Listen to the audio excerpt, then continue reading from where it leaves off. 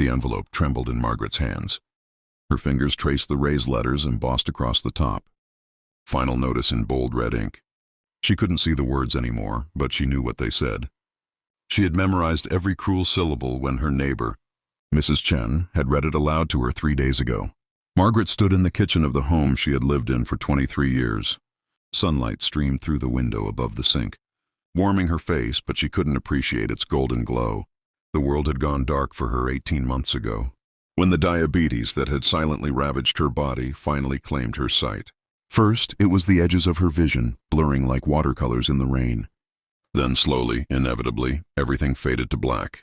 She set the envelope on the counter with a soft sigh. Beside it, she placed the lottery ticket. She'd been holding, in her other hand, a small piece of paper that meant nothing to her now. She had bought it 3 weeks ago at the corner store, back when she still had hope. Back when her husband, Richard, still looked at her with something other than contempt. The house was quiet. Too quiet.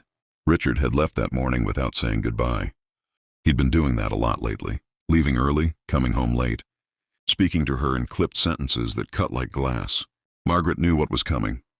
She could feel it in the space between them, growing wider each day like a canyon neither could cross. She made her way to the living room, counting steps, her cane tapping a steady rhythm against the hardwood floor. 12 steps from the kitchen. Turn left. 5 more steps to the armchair. She sank into its familiar embrace and let her head fall back against the cushion. The bankruptcy had been the final straw. It wasn't her fault, not really. The medical bills had piled up like snow in a blizzard. The surgeries, the specialists, the treatments that promised hope but delivered only debt.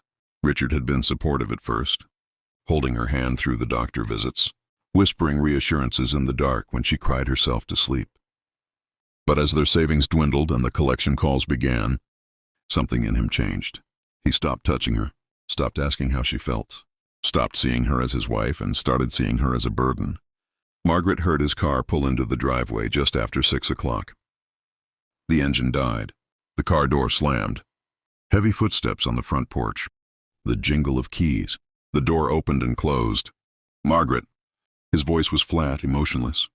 She straightened in her chair, her hands gripping the armrests. "I'm in here," she said softly. She heard him set something down, his briefcase. Probably, and then his footsteps approached. He didn't sit. He remained standing, looming somewhere in front of her, and she could feel the weight of what was coming pressing down on her chest. "I can't do this anymore," Richard said. The words hung in the air between them. Margaret's throat tightened. "Do what?" "This." His voice rose slightly, frustration bleeding through. "Take care of you. Pay for everything. Watch our life fall apart because of this situation." "My blindness," Margaret finished quietly. "You can say it, Richard." Silence. "I've met someone," he said finally. Someone who doesn't need me to do everything for her. Someone who can contribute. Someone who can see." Margaret's voice was barely a whisper. "Yes." There was no apology in his tone. "I'm leaving, Margaret. I've already talked to a lawyer. You'll get the house, but that's it. I can't afford anything else. You'll have to figure out the rest on your own." Margaret sat very still. She thought about begging. She thought about screaming. She thought about all the years they'd spent together, the laughter, the promises, the life they'd built. But she did none of those things. "Okay," she said simply. Richard seemed taken aback by her composure. He cleared his throat. "I'll come by tomorrow to get my things." "Okay," she said again. And then he was gone. The sound of the door closing echoed through the empty house. Margaret sat in the darkness that was now her constant companion and let the tears come. They rolled down her cheeks in hot streams, and she didn't bother to wipe them away. She cried for the marriage she'd lost, for the man she'd loved who couldn't love her broken body, for the future she'd imagined that would never come to pass. When the tears finally stopped, she made her way back to the kitchen. Her fingers found the lottery ticket on the counter, and she picked it up, turning it over in her hands. She had no idea if it was a winner. She hadn't checked. What was the point? She couldn't even see the numbers. But something made her hold on to it. The next morning, Mrs. Chen knocked on the door at 9 o'clock sharp. Just as she did every Tuesday and Thursday, the elderly woman had been Margaret's lifeline since Richard had stopped caring, reading mail, helping with groceries, offering companionship in the form of stories about her grandchildren. Good morning, dear, Mrs. Chen said cheerfully as Margaret let her in. How are we today? Margaret attempted a smile. Richard left me. Mrs. Chen's cheerfulness evaporated. Oh, honey, I'm so sorry. What happened? As they sat at the kitchen table, Margaret explained everything. Mrs. Chen listened without interruption, occasionally patting Margaret's hand with her small, weathered fingers. That man is a fool, Mrs. Chen declared when Margaret finished. A blind fool, and he can see just fine. Despite everything, Margaret laughed. It felt good. Now then, Mrs. Chen said, let's go through your mail and figure out what needs to be dealt with. They worked through the pile of envelopes, more bills, a notice from the mortgage company, advertisements Margaret would never read. At the bottom of the stack, Mrs. Chen paused. Margaret, do you play the lottery? I bought one ticket a few weeks ago. Why? Because there's something here from the lottery commission. It looks official. Margaret's heart skipped. Can you read it to me? The sound of tearing paper. A rustle, then silence. Mrs. Chen? Margaret. The older woman's voice was shaking. Do you have your ticket? The one from 3 weeks ago? Yes, it's right here on the counter. Margaret's hand found it immediately. Read me the numbers on it, slowly. Mrs. Chen read the numbers from the letter. Margaret called out the numbers from her ticket, her fingers tracing the braille dots she'd asked the store clerk to add using a special label maker. They kept behind the counter. With each number that matched, Mrs. Chen's breathing grew faster. Margaret, she whispered. It's all of them. Every single number. What does that mean? It means you won, dear.